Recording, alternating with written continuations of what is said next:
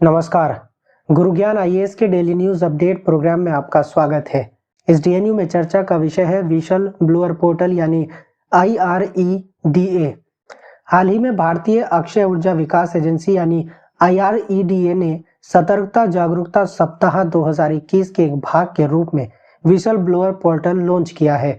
यह भ्रष्टाचार के प्रति IREDA की जीरो टॉलरेंस का एक हिस्सा है। इस पोर्टल के माध्यम से IREDA के कर्मचारी धोखाधड़ी, भ्रष्टाचार, सत्ता के दुरुपयोग आदि से संबंधित चिंताओं को उठा सकते हैं। IREDA नवीन और नवीकरणीय ऊर्जा मंत्रालय के प्रशासनिक नियंत्रण के तहत भारत सरकार का एक श्रेणी 1 का मिनी रत्न उद्यम है।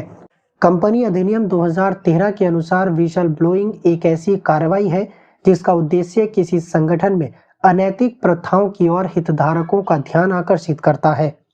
एक विशल ब्लोअर कोई भी हो सकता है जो गलत प्रथाओं को उजागर करता है और आरोपों का समर्थन करने के लिए सबूत रखता है।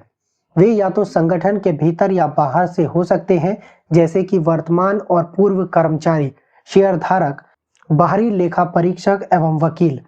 भारत में विशल ब्लोअर्स को विशल ब्लोअर्स प्रोटेक्शन एक्ट 2014 के द्वारा संरक्षित किया जाता है।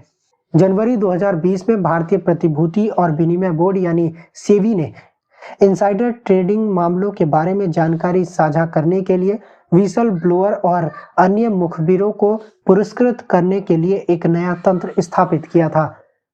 इनसाइडर ट्रेडिंग शेयर बाजार में एक अनुचित और अवैध प्रथा है जिसमें किसी कंपनी के बारे में महत्वपूर्ण अंदरूनी और गैर सार्वजनिक जानकारी का खुलासा कर दिया जाता है, जिसके कारण अन्य निवेशकों को काफी नुकसान होता है।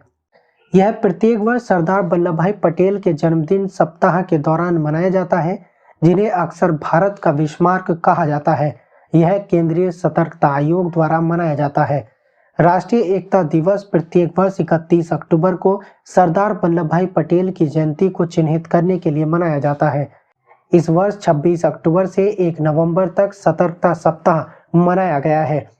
सप्ताह के दौरान विभिन्न गतिविधियों की योजना बनाई जाती है, जिसका उद्देश्य भ्रष्टाचार की बुराई को पहचानना और व्यक्तिगत एवं प्रणालीगत स्तर पर इससे निपटने के तरीकों को बढ़ावा देना है। एशिया 2020 में पाया गया कि रिश्वत देने वालों में से लगभग 50 लोगों से ऐसा करने को कहा गया था, जबकि व्यक्तिगत कन्वेंशन का इस्तेमाल करने वालों में से 32% ने कहा कि उन्हें यह सेवा बिना रिश्वत दिए नहीं मिल सकती थी। साल 2020 तक भारत 180 देशों की सूची में करप्शन परसेप्शन इंडेक्स में 86वें स्थान पर है। ज्ञात हो कि यह स्थिति वर्ष 2019 से भी बदतर है, जब भारत 80वें स्थान पर था। भारत में भ्रष्टाचार के प्रमुख कारणों में खराब नियामक ढांचा, आधिकारिक गोपनीयता, निर्णयन प्रक्रिया में बहिष्करणवादी नीति, कठोर नौकरशाही संरचनाएं और प्रक्रियाएं तथा प्रभावी आंतरिक नियंत्रण तंत्र का अभाव आदि शामिल है।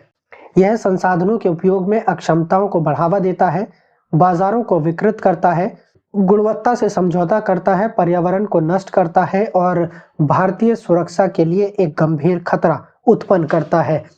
भारत में भ्रष्टाचार को नियंत्रित करने के लिए सरकार के द्वारा कुछ पहले की गई हैं, जैसे भ्रष्टाचार निवारण अधिनियम 1988, धन शोधन निवारण अधिनियम 2002, कंपनी अधिनियम 2013, विदेशी अंशदान विनियमन अधिनियम 2010, लोकपाल और लोकायुक्त अधिनियम 2013 और केंद्रीय सतर्कता आयोग।